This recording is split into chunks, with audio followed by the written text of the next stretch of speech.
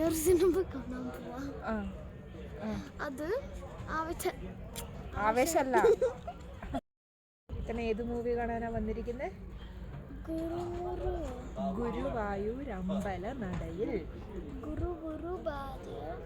ഗുരുവായൂരമ്പല നടയിൽ. ഗുരുവായൂർ വാ തുറന്നിട്ട് തന്നെ പറയണം.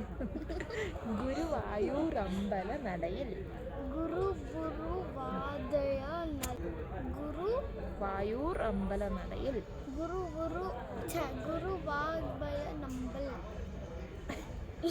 ഗുമ്പല നടയിൽ. റമ്പലല്ല, ഗുരുവായൂർ അമ്പല നടയിൽ.